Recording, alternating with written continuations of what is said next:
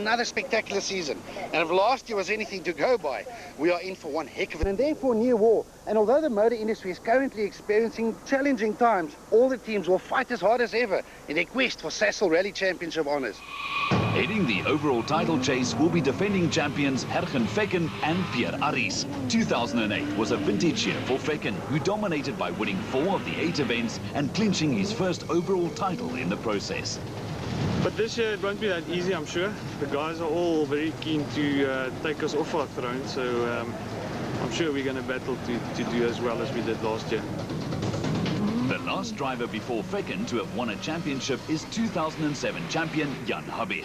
In fact, Habig has 6 drivers' titles under the belt, making him one of the most successful South African rally drivers of all time. Well, it's a new year, new beginnings, first rally, first stage. I think we'll start flat out and see how it goes. With 2006 champion Enzo Kuhn completing the BP Ultimate Trio, Volkswagen not only has the past 3 national champions in their camp, these 3 also ended 1st, 2nd and 3rd in the 2008 championship.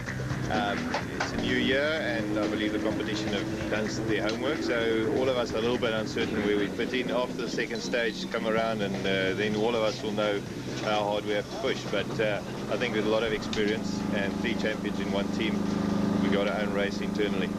Across the service park, there is little or no doubt that the Castrol Toyota team will take the fight to Volkswagen in 2009. During 2008, Toyota's focus was on building a brand new Aurus S2000 rally car, and only bad luck prevented Johnny Gemmell and Peter Marsh from claiming a number of victories. Yeah, we had a little bit of bad luck last year, but now we got the car up and running nicely.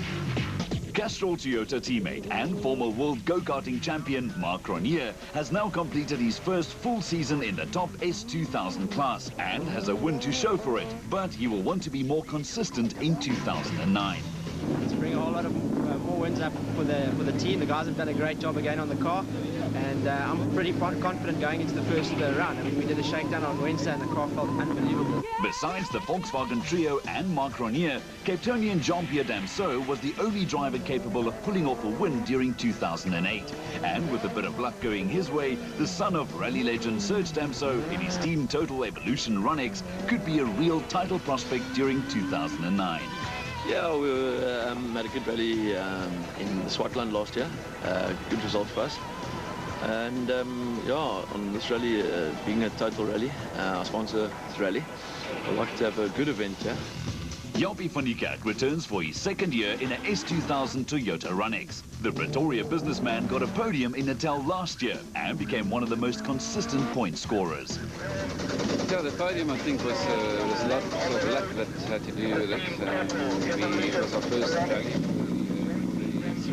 We've been out for some time, and but the name of the game in Natal is to finish. Former African and production car champion Fernando Rueda has now also joined the S2000 battle after trading his Mitsubishi Lancer Evo for a Team Total Evolution Run-X. You've got to be much angry with the car, and although you must remain smooth, you know, you've got to rev them like there's no tomorrow. So we've done a bit of testing, but we're going to take, you know, the first few rallies of the year just to see where we are. We're not here to do any heroics or anything special just yet. After an up-and-down 2008 season, Nicholas Ryan returns to the top S2000 class for another year in his Run-X. This time with Jeff Tyra reading the notes, while the S2000 class just seems to grow and grow. Johannesburg sisters Lola and Megan Verlack have also swapped their production car for an S2000. When they're not competing on the African Rally Championship, the Rally Chicks will tackle the South African stages in the ex-John Williams Polo. Former Class A7 contender Tian Schubert will further his career in the Salom Group Polo, but now also in Class S2000. So we'll have no less than 12 S2000 machines, but that's only half the story, because within the Sasol South African Rally Championship lies another title up for grabs. The Production Car Championship is just as fierce. Class S2000 is the premier class in South African rallying, but the production Subarus and Mitsubishi Lancers are not much slower, thanks to their turbos and also four-wheel drive. These big monsters are known for their distinctive turbo-breathing sound and ability to tear up the gravel, and will again be a thorn in the S2000 side. Leading the production car chase are the defending champions Charles Wilkin and Greg Godrich. Last year, this duo won 5 of the 8 events and more stages than all of their competitors added together. For 2009, Wilkin acquired a new Sasol Konica Minolta Subaru from ProDrive in England. Yeah, I'm looking forward to driving the car. It's not quite fully sorted to my liking, but we'll do some changes on the event and see how we go. Visser Du Plessis was the 2007 production car champion. Together with Gerard Snyman and their Vertex Subaru, the Pretoria driver will go flat out in an attempt to regain the title. No, we're definitely planning on regaining it. We've got a proper racing engineer, so if that makes a difference, we'll be faster. Hein Lateghan and Johan van der Merwe made waves from their very first appearance in this class and even managed to clinch a win during 2008. With new sponsor Diesel Technics on board, they will be serious title contenders for the 2009 Production Car Championship. Yeah, it's the first time I've got a full year in front of me. The car's good. We've done a lot of work over the off-season, just really make sure that everything is prepared well. We haven't really got the car faster, I think, but I'm sure we'll have a good season. Joining the production car fight is Mike Nathan and Derek Jacobs. Nathan is a former lower class champion and already showed good pace in the ex-Fernando Rueda Mitsubishi Lancer during a recent regional rally. Young Zimbabwean driver Chase Atwell is another promising driver who moved up the ranks and will now contest this class in a Subaru Impreza. So those are all the main players. And this is their battleground. The smooth and slippery sugarcane line rally roads of KwaZulu-Natal. Normally, the total tour of Natal would take in some stages on the south and north coast, but this year the tour will be settled on the gravel roads in and around Scotborough and Umzintu on the south coast.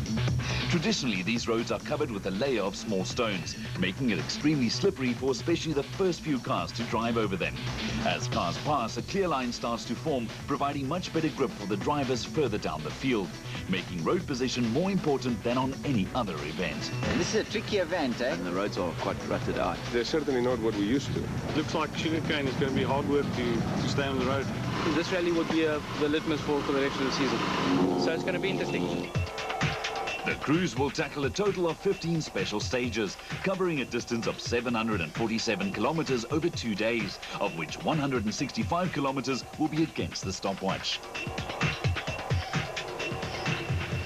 In the past, the championship leader had the honors or disadvantage to be the first car on the road, but a rule change now sees the top 10-seater drivers draw their respective starting positions out of a hat, turning it into a lottery. Team totals JP Damso and Andre Vermeulen were the unlucky ones to draw number 1, followed by Johnny Gemmel and Peter Marsh, and the first production car of Charles Wilkin and Greg Godrich. The BB Volkswagens of Kuhn, Habbich and Fecken would launch their attacks from 6th, 7th and 8th on the road respectively. Stage 1 was a loose and slippery affair deep in the heart of Zululand. At only 10 kilometers, it provided the ideal opportunity to get used to the conditions, but the first stage of the season has been notorious in the past for claiming early victims.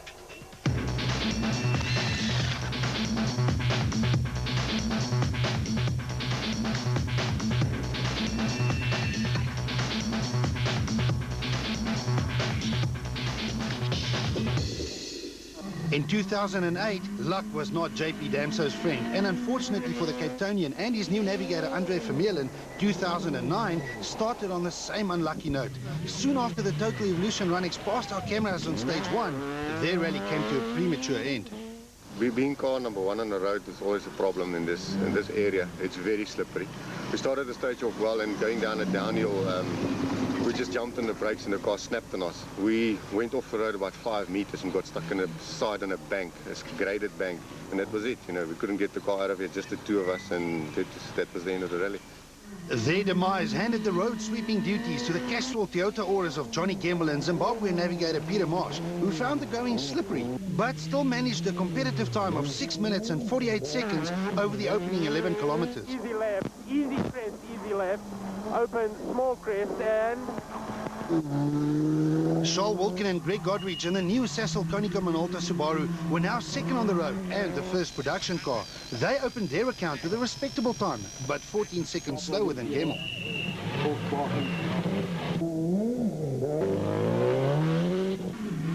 Nicholas Ryan is back for another season in his unsponsored Toyota Runnings, this time with new navigator Jeff Tyra. From what was now fourth on the road, the Diesel Technique Subaru of Hein Latergan and Johan van der Merwe blitzed through stage one, setting the fastest time by a second and taking the production car lead. Enzo Keen and Guy Hodgson were the first of the BP Ultimate Polos to start the 2009 season, and it only took 3 kilometers for the drama to start.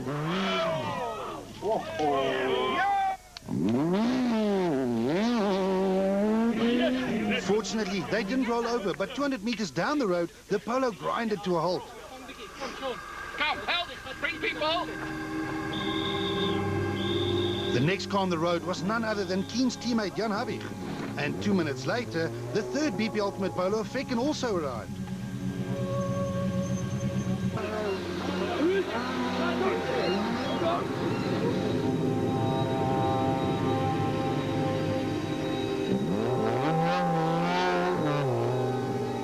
No, we clipped the inside on the hairpin and the car just went on 2 wheels. We saved it, but Okay, boys, to save it we had to turn into the bank, so we broke the control off. Okay.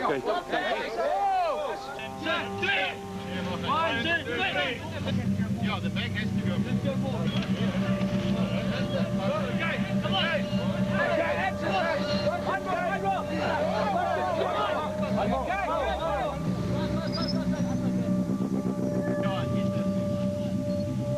Eventually, the remaining 2 BP Ultimate Polos managed to squeeze through, but only after shedding painful amounts of time. Halfway through stage one, we found Enzo parked across the road, and it looked like he'd gone off in a ditch on the left-hand side and ripped the left front suspension out, and that threw him back into the road with the bank on the left and a big slope on the right-hand side, so we couldn't get past him, and we had to wait for the spectators to come down and pick him up. Organisers, everyone stopped us, and we waited about 2 minutes before we could leave the accident scene.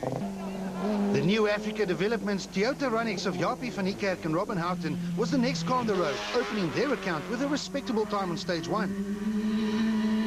But with a number of cars already through the stage, the road was clear for Mark Cronje and Robert Paisley to launch their attack in the second Castrol Toyota Auris. Cronje raced through in a time of 6 minutes and 34 seconds to take the early rally lead. Caution.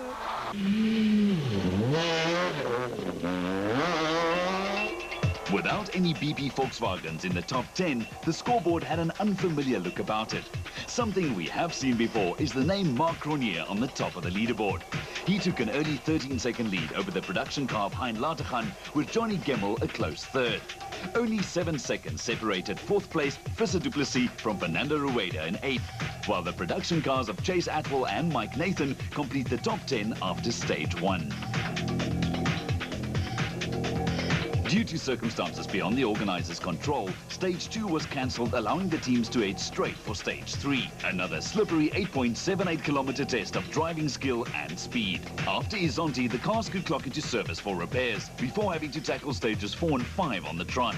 Drumdarach was also only just short of 9 kilometres. But in Venetti, a good 40 kilometres west of Scottsboro, consisted of 15 kilometres of smooth and slippery gravel roads, just waiting to catch up the unsuspecting driver.